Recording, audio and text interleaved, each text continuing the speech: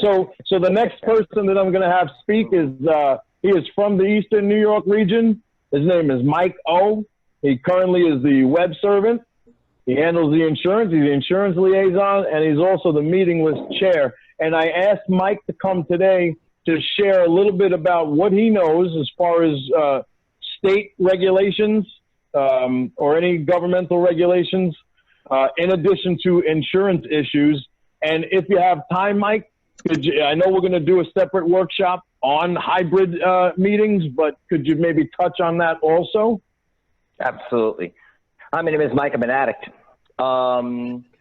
Yeah, I'd love what I heard so far. I'm looking forward to seeing the beginning of the recording. I had a hybrid meeting to run, and sorry for the confusion about getting in where I couldn't help you guys as much as I normally do. So yeah, as far as New York State is concerned, I also, like a previous person mentioned, had a lot of problems getting answers to questions. I would call the governor's hotline one time and get one set of answers and get another set of answers the next time. It was ridiculous. So, but that's just, that's perseverance. And, you know, I kept digging and digging and digging. I found a contact person who had some more direct connections and more direct information. And I kind of went by those. As far as New York State's concerned, it was pretty straight up. There are percentages associated with each phase of our reopening. Phase one, nothing happens. Phase two, technically, if they lift the in-person gathering order, then you're allowed to have a 10-person in-person gathering indoors. But that's really limited, and they sometimes get fuzzy with the rules on that, you know, whether it can only be people in your household or people, whatever. Phase three, though, is really where you can start reopening. And New York City and all the boroughs of New York City are currently in phase three. Nassau and Suffolk, the other two parts of the Eastern New York region, are in phase four. The rules are pretty straight up. There are percentages associated, and a lot of people get confused by this. There are percentages associated with phase three and phase four, but there's still maximum capacity numbers, period. Okay. So if you're in a room that is like a 200-person room and you're doing your phase three, let's say we'll deal with the boroughs or Queens, and it's a 200-person room and you think 25% of that is what you could have a meeting, 50 people. No. The cap on a phase three meeting is maximum of 25, period. If you have a smaller room, an 80-person room, then it's 25% of that, which is 20 people maximum. Okay, you need to know the sizes of your rooms and whatever the churches kind of tell you. And groups can make group conscious decisions on their own. You know, like the number for one of the meetings that I'm involved in says that we could technically have 35 in that room. Group conscious is probably going to be make it more like 30, you know, just to keep the numbers down. But we are allowed to meet face to face. Phase four, 35%, or the maximum number. I still haven't gotten clarity on that particular question. So I will let you know, when I have a maximum number, but there will be a maximum number associated with that. As far as the hybrid thing is concerned, I just ran one tonight, and it did not run as smooth as my previous ones, because in March, when this whole thing started, we had a home group member who was a treasurer, had underlying conditions, could not come out. He stopped coming out like way early. And I set up Zoom for just him. And that turned into the hybrid. Less people came in person, more people started going on Zoom for about a week and a half, until we kind of like said, well, there's 10 people on Zoom and 3 people in the room, and that's it. We went full hybrid for the last, 3 months, pretty much. We just reopened up tonight. And yeah, it's difficult.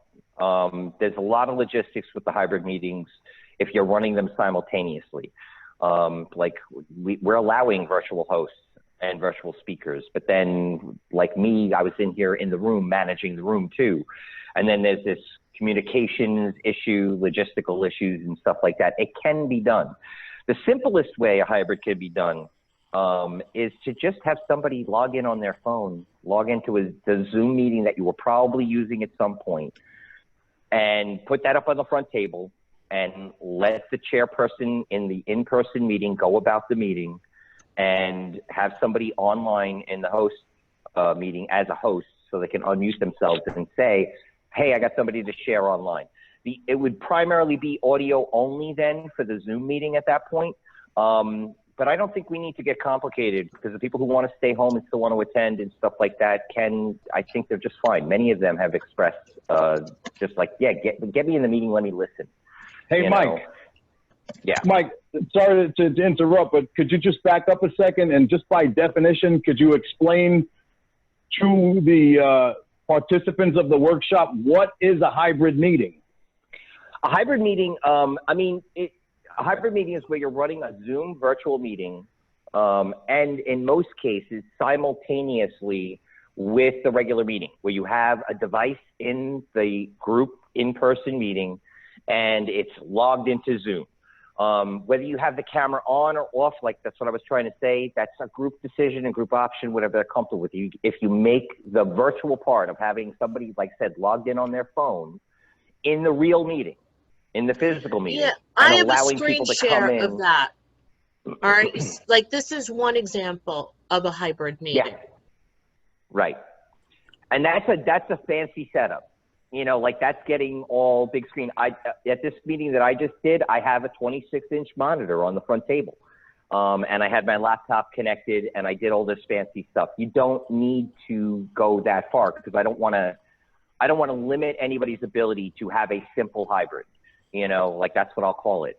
Simple hybrid. Just have somebody log in their phone at a meeting to the Zoom meeting, put the audio on, have somebody in Zoom on host so that they could unmute and talk and like say, hey, we have a hand up in the Zoom room, can they share, kind of thing.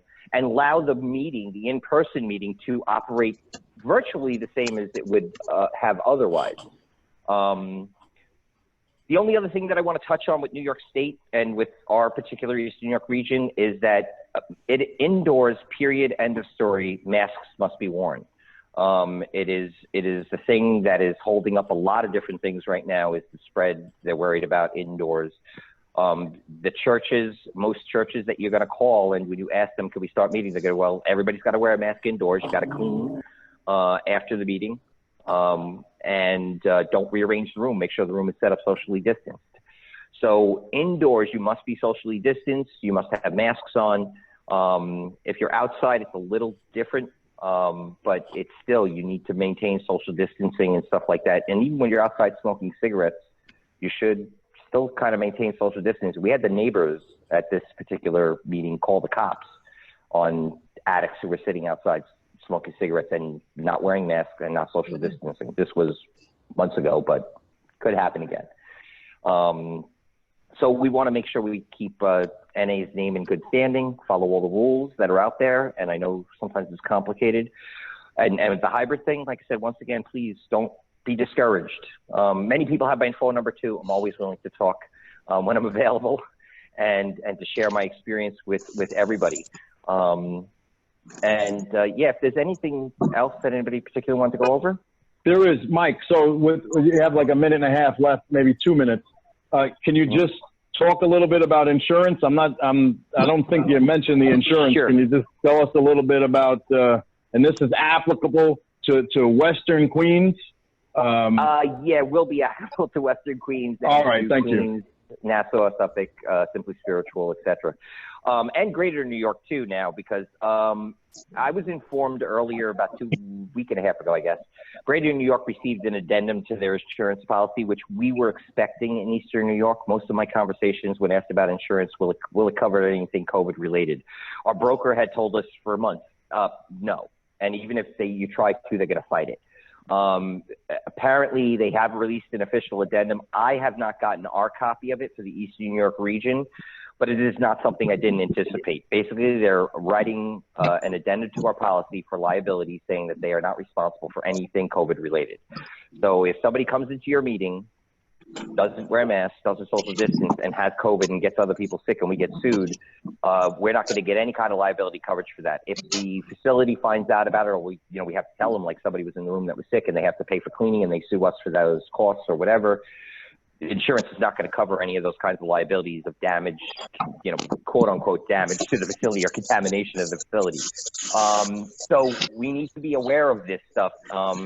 If we follow the rules and we do everything to the guidance of the government and local officials and local authorities, we'll have to deal with what happens. And people, please, if you feel sick, don't go to a meeting in person, at least. So, Mikey, this is something I do want you to touch on. Obviously a lot of us are anxious to get back, to the norm, or at least get back into a face-to-face meeting situation, with respect to let's say loose individual members that decide maybe that they want to rush the process and meet out in a park somewhere or create their own venue, that particular area is not recognized by the meeting place is not recognized by the area. How will the insurance, will these groups be covered under the insurance? Will they not be covered under insurance? Like, how does that go? No, I mean, we made it pretty clear at Eastern New York Region, like if you weren't following the guidelines, if you were meeting outside in a park or a parking lot, if you had permission from the church to be in that parking lot, fine. The liability coverage applies then. If you do damage to the facility, something happens, insurance will cover it, but not COVID related. If you meet in a park and you either have permission to meet in a park or you have a park permit, you are covered under the liability, provided you notify us and let us know, and we'll cover it. But you got to do things the right way. You can't just meet in any parking lot or any park without some sort of understanding or permission from where you're meeting and then expect liability coverage. If you're doing those things outside of NA, that's how you're doing them. You're doing them outside of NA. You can call yourself an NA group, but you're not part of Eastern New York Region in that case.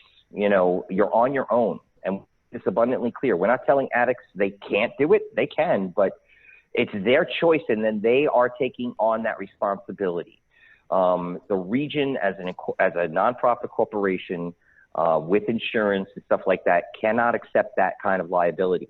So, if you're following rules, have permits, permission to be in facilities, standard liability coverage will apply. We cause damage, we cause a fire, something like that, it will be covered by our insurance company. But yes, if you're meeting rogue, as we've been calling them, rogue meetings, you're kind of on your own.